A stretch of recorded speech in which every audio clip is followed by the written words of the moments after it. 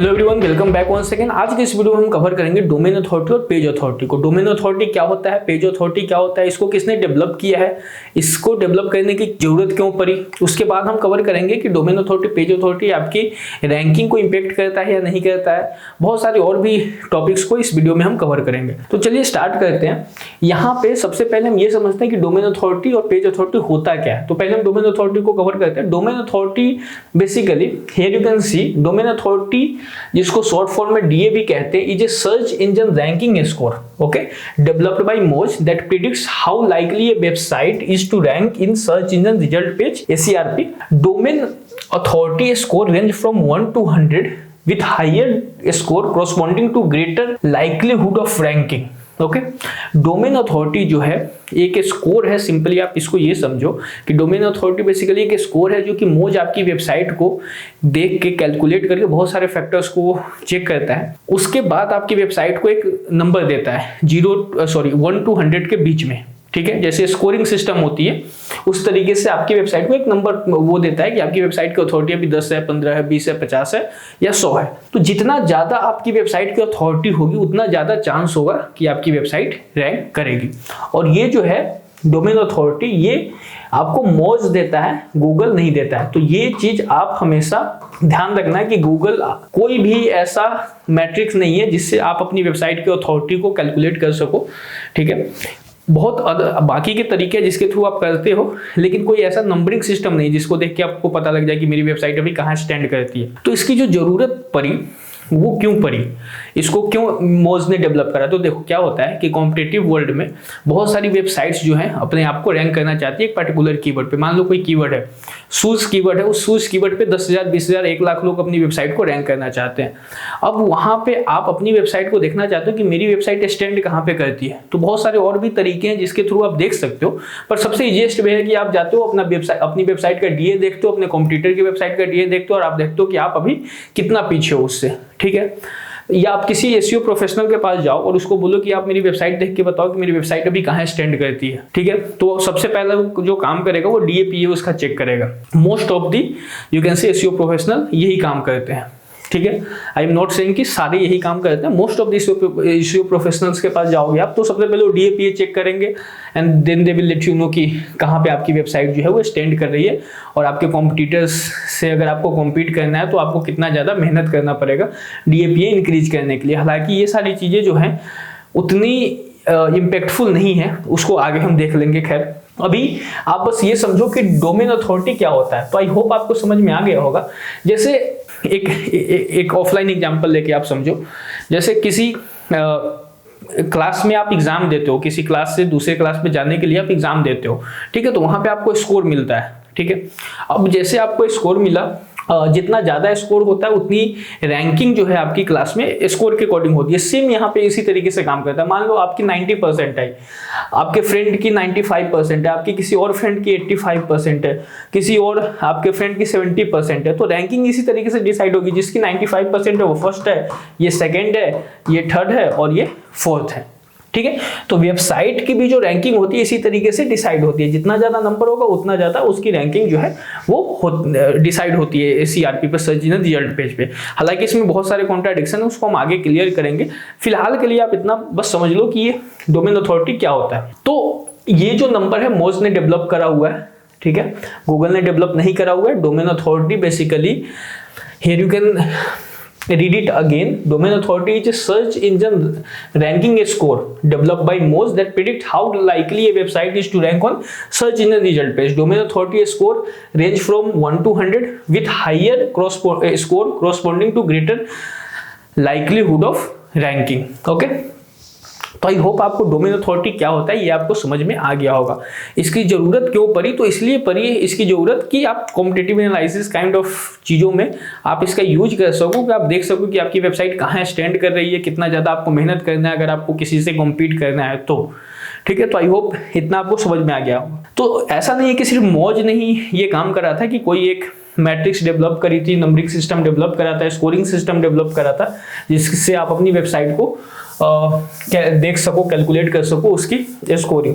उसके अलावा एचआरईएफ ने भी ये काम करा हुआ है। तो जैसे मोज का क्या है, DA domain authority, page authority, तो इसका है आपका डोमेन रेटिंग। एचआरईएफ जो है आपकी वेबसाइट को डोमेन रेटिंग देता है। तो यहाँ पे अगर आप जाओगे एचआरईएफ पे, मोज पे जाओगे तो आप अपनी वेबसाइट का डीएपीए चेक कर सकते हो। यहाँ पे डोमेन रेटिंग, सैमरस की अगर हम बात करें तो सैमरस बेसिकली क्वालिटी अथॉरिटी स्कोर ये आपकी वेबसाइट को देता है, ठीक है। अगर मैजेस्टिक की अगर हम बात करें तो ये मैजेस्टिक स्कोर आपकी वेबसाइट को देता है। देखो सबके नाम अलग अलग है, काम सेम ही है आपकी वेबसाइट को, और फैक्टर्स, जिस फैक्टर्स पे ये स्कोरिंग सिस्टम इन्होंने डेवलप करा हुआ है, ये डोमेन रेटिंग कहते हैं, ये अथॉरिटी स्कोर कहता है, ये मैजेस्टिक स्कोर कहता है, मौज इसको डोमेन अथॉरिटी कहता है। तो स्कोरिंग सिस्टम इनके जो भी है वो सिमिलर ही है, ठीक है, नाम अलग अलग है। फैक्टर्स, जिस फैक्टर्स पे कैलकुलेट करते हैं आपकी वेबसाइट की अथॉरिटी को, वो सिमिलर ही है, ठीक है।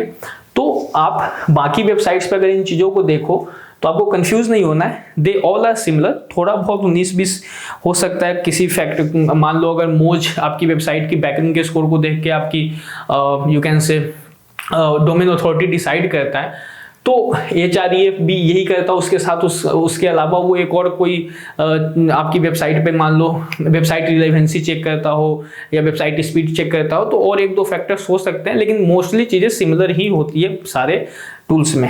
अब यहाँ से हम आते हैं how domain authority calculated, okay. तो ये चीज पहले आप समझो कि ये कैलकुलेट कैसे होता है, डोमेन अथॉरिटी कैलकुलेट कैसे होता है। तो domain authority is calculated by evaluating multiple factors including linking root domain and total number of links into the single DA score, okay.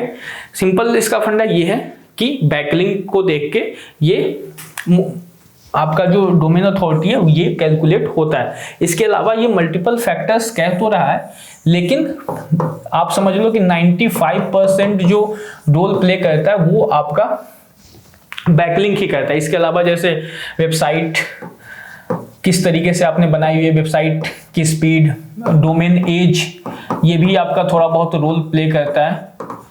As जो है आपका डोमेन का, ये भी आपका रोल प्ले करता है, बट मेन जो आपका रोल प्ले करता है वो आपका बैकलिंक ही करता है। हमने इस पे काफ़ी एक्सपेरिमेंट किए हुए, हमने टेस्टिंग करी हुई है, तब मैं आपको ये चीज़ें बता रहा हूँ, हवा हवाई में नहीं बता रहा हूँ।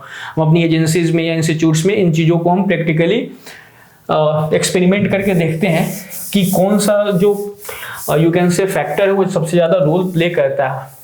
हालांकि अब चीज़ें काफ़ी बदल चुकी हैं, उस पर हम आएंगे, ओके। बट ये तो मैंने आपको बता दिया, लेकिन अब यहाँ पे देखो एज ऑफ डोमेन अथॉरिटी 2.0 जब ये चेंज हुआ था, इसका अपडेट आई थी, तो यहाँ पे आप देख सकते हो 2.0 अपडेट में इन अर्ली 2019 में अपडेट आई थी। The calculation of A domain DA score comes from a machine learning algorithm prediction about how often Google is using that domain in its search result. If a domain A is more likely to appear in Google SERP than domain B is, then we would expect domain A DA to be higher than domain B DA. अब एक चीज देखो यहाँ पे, पहले क्या होता था कि पहले DA का अगर आपने डेफिनेशन पढ़ा होगा तो यहाँ पे ये कह रहा है ये कि ये जो स्कोरिंग है 1 से लेके 100 तक देता है आपकी वेबसाइट को, मल्टीपल फैक्टर्स को देख के। Multiple factors you can say responsible होते हैं इस पे। तो डोमेन अथॉरिटी 1 से लेकर 100 तक आपकी वेबसाइट को मिलता है मोज के द्वारा, एंड यही डिसाइड करेगा कि आपकी रैंकिंग कितनी होगी। जितना ज़्यादा आपका स्कोर होगा उतना रैंकिंग आपका हाई होगा। But here you can say यहाँ पे चीज़ें बदल चुकी हैं।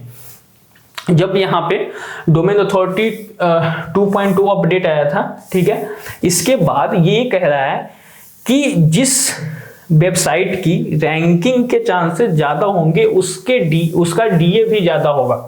अब यहाँ चीज़ें बिल्कुल उल्टा हो चुकी है। पहले ये कह रहा था कि जिसका नंबर ज़्यादा होगा, ठीक है, जिसका डोमेन अथॉरिटी ज़्यादा होगा उसकी रैंकिंग के चांसेस ज़्यादा होंगे। अब यहाँ पे ये कह रहा है कि जिसके रैंकिंग के चांसेस ज़्यादा होंगे, जो रैंक कर रहा होगा ऊपर, उसका जो डीए होगा वो ज़्यादा होगा, ठीक है। तो ये जो अपडेट हुआ था 2.2 अपडेट जो हुआ था 2019 में, इसके बाद क्या हुआ था कि सबका जो डीए था वो 6% नीचे आ गया था। जितने भी वेबसाइट्स थे उसके बाद सबके डीए जो थे 6% नीचे आ गए थे। क्यों? क्योंकि उसके बाद जो एल्गोरिदम था वो बिल्कुल चेंज हो गया था। अभी इससे पहले मान लो 2019 से पहले किसी और फैक्टर्स पे डीए डिसाइड होता था, इसके बाद किसी और फैक्टर्स पे डीए डिसाइड होने लगा, तो ये चेंज होता रहता। अभी ऐसा नहीं है कि 2019 के बाद ये स्टैटिक हो गई है, अभी भी ये चेंज होता रहेगा। तो डीएपीए जो है आपका, या गूगल के अपडेट्स जो हैं उसके आने से आपकी जो रैंकिंग होती है वो चेंज होती है, आपका डीए स्कोर चेंज होता है। अगर इसमें अपडेट आ रहा है तो आपको बेसिकली अप टू डेट रहना होता है इन चीज़ों को लेके। You can't simply